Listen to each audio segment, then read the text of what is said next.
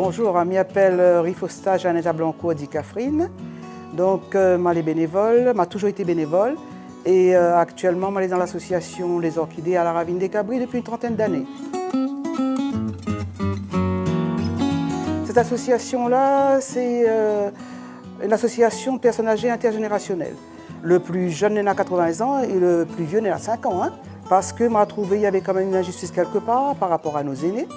Donc, je m'occupe de tout ce qui est culturel et autres. Autres, à savoir accompagnement, l'entraide et la solidarité au niveau des personnes âgées. Et la défense de la culture réunionnaise.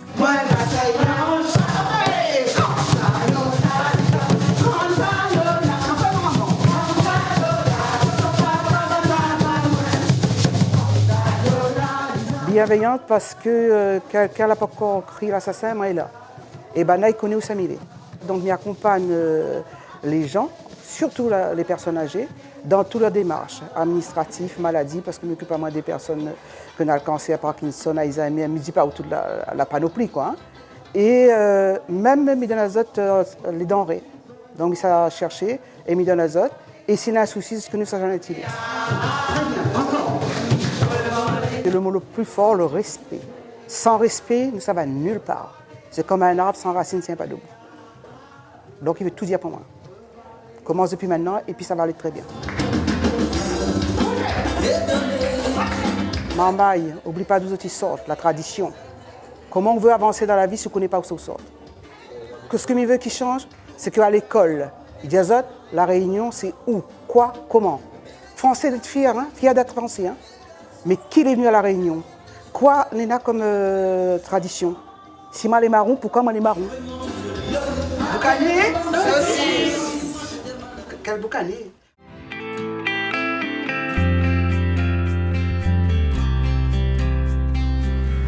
Je m'appelle Alice Philibert Ranourdzon Pellerin.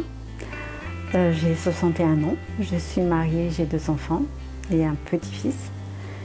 Et je suis médecin généraliste, mais je suis aussi ethnomédecin, victimologue et anthropologue. C'est une nouvelle forme de médecine centrée sur l'humain, parce que je considère qu'il y a 2 parties dans la maladie. Il y a une partie organique qui concerne la médecine et il y a une partie qui concerne la personne, qui concerne le lien et le symbole. Et donc c'est une démarche que j'ai mise au point à partir de ma propre culture pour mettre chaque personne au volant de sa vie, de son histoire et de sa santé. Elle s'appelle zourthérapie. En fait, il s'agit que la personne s'approprie sa capacité à remettre en ordre ses émotions et son histoire, ses liens familiaux, ses liens sociaux, parce qu'on est souvent malade de son histoire. Vous vous demandez, je pense que c'est la persévérance. Quand j'ai une idée et quand je mets un projet en route, je me dis qu'un projet c'est fait pour arriver jusqu'au bout et donc je le mène jusqu'au bout. Une autre, c'est peut-être d'être authentique. Authentique, c'est-à-dire que je suis fidèle à ce que je me suis fixé et je ne peux pas me renier, me contredire, être dans l'incohérence, c'est compliqué. Toutes nos épreuves nous apportent des leçons de vie et qu'à un moment donné, elles s'accompagnent souvent de souffrance. À un moment donné, il faut trouver cette leçon de vie pour pouvoir lâcher la souffrance et avancer vers d'autres choses parce que notre vie est promise à de très belles choses. Je me dis que la terre est ma maison et les humains, c'est ma famille. Donc voilà, c'est en ces termes-là.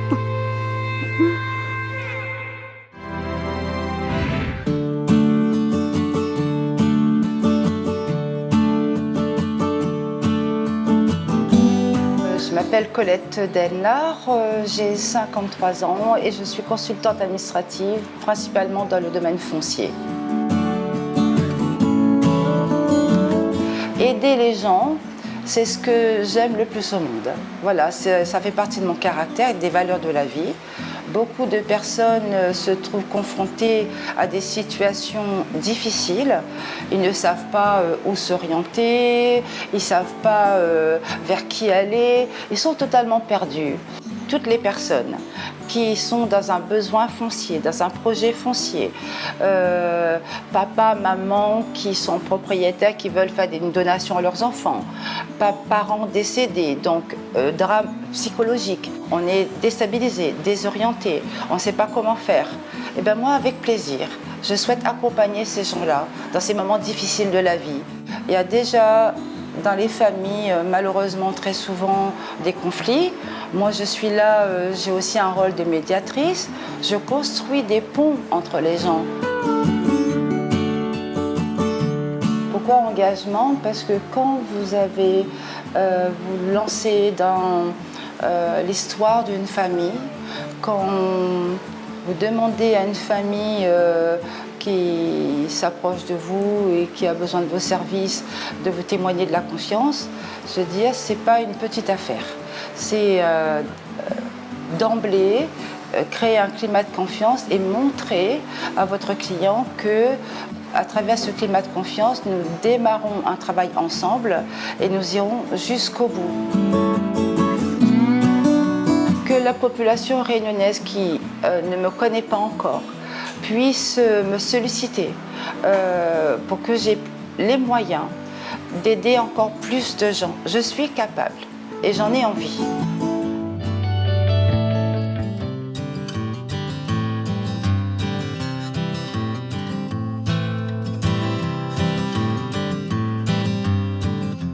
Pascaline Ponama, j'ai 44 ans. Je suis née, j'ai grandi à Saint-Benoît. Aujourd'hui, je suis donc directrice de la Fédération Métis-Tresse. C'est une jeune structure qu'on a créée en 2017 pour venir en aide aux acteurs qui travaillent les fibres végétales, le choca, le vaqua, la paille chouchou, bambou, coco, vétiver, etc. J'ai fait un parcours littéraire donc dans ma formation et puis j'ai découvert le bénévolat associatif. J'ai commencé d'abord dans le développement de quartier. J'ai évolué dans l'accompagnement socio-professionnel, donc des publics en difficulté. Et puis j'ai voulu comprendre le milieu économique parce que j'ai trouvé que le milieu social était souvent déconnecté du monde économique. Et je me suis retrouvée à diriger une structure d'accompagnement à la création d'entreprises, donc la couveuse, pendant une dizaine d'années. Je me suis efforcée en tout cas à essayer de créer des passerelles entre le monde de l'insertion et le monde économique. Donc j'ai ensuite évolué en créant mon entreprise dans l'ingénierie de projet avec une spécialisation dans le champ de l'économie sociale et solidaire puisque c'est mon dada en fait. Je n'ai pas compris en fait dans mon parcours pourquoi on avait autant de monde qui galérait pour trouver un emploi alors que de l'autre côté il y aurait des activités à développer et qu'on ne sait pas le faire. Quand je suis confrontée à des cas d'injustice, que ce soit pour moi ou pour les autres, j'ai tendance à réagir. C'est ce qui a aussi motivé mon application dans le milieu associatif en tant que bénévole, en tant que militante.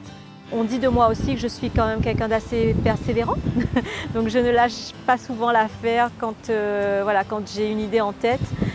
C'est ce qui me permet aussi de contribuer efficacement à développer des projets. Notre enjeu dans notre filière des fibres végétales, c'est de changer le regard du Réunionnais sur ce patrimoine, que les gens arrêtent de rester seuls dans leur coin. Si nous sommes nombreux, nous aurons une écoute peut-être plus attentive de la part des collectivités et des institutions. En tout cas, nous l'espérons.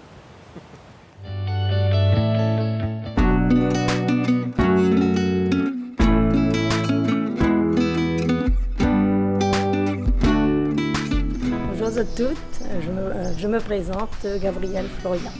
Je suis bénévole dans le comité des chômeurs du port. Je siège à la commission des affaires sociales du CCAS aussi. Voilà. J'étais ancienne professeure des écoles, je suis en retraite. Et donc ensuite j'ai voulu m'investir dans une cause utile, donc s'occuper des sans-abri, des gens les plus démunis. Et cela dure depuis 18 ans. On est à peu près une quinzaine, une vingtaine. Donc le matin c'est le petit déjeuner des sans-abri. Donc ça se passe entre 8h et 9h. Et après, à 11h, il y a le repas. Le repas est offert par la mairie.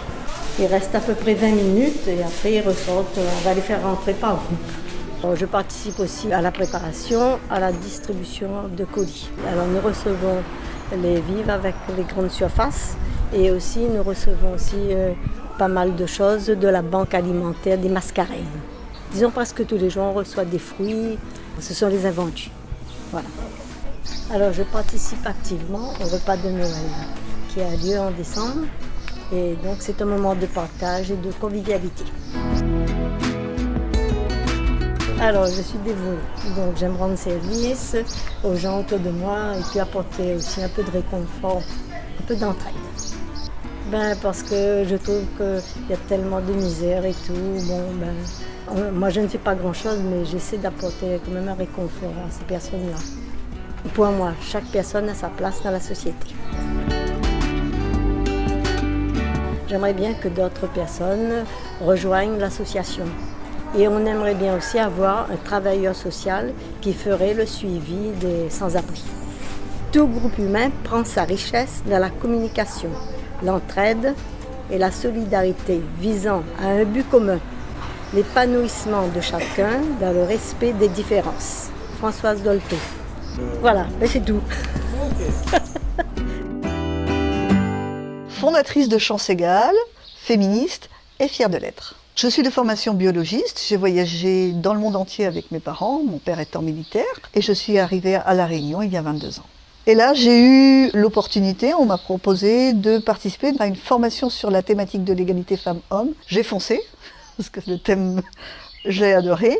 Pourquoi ? Parce que c'était une valeur que je portais forcément, c'est une thématique qui m'a toujours certainement titillée, sans être allée jusqu'à m'impliquer. Et puis, je suis profondément convaincue que c'est une source d'évolution de la société pour du respect entre les femmes et les hommes, mais de toute façon du respect entre tous et toutes. La question ne se pose même plus pourquoi j'aurais fait ça, parce que ça m'a paru tellement évident et tellement intéressant qu'il y a 20 ans, parler de l'égalité femmes-hommes, j'étais prise pour une extraterrestre, je pense, que proposer des interventions, de la formation sur ce thème, c'était un peu bizarre, un peu délirant, on va dire, ou alors c'est fini, c'est un combat terminé. Et bien sûr, ça commence par les jeunes, comme toujours, depuis l'école primaire jusqu'à l'université. Les formations auprès des jeunes, mais c'est aussi, depuis quelques années, un travail qui se fait auprès des entreprises privées, entreprises fonction publique, pour faire en sorte que l'égalité professionnelle soit réelle. On a pu constater que cette association n'a pas d'équivalent au niveau national.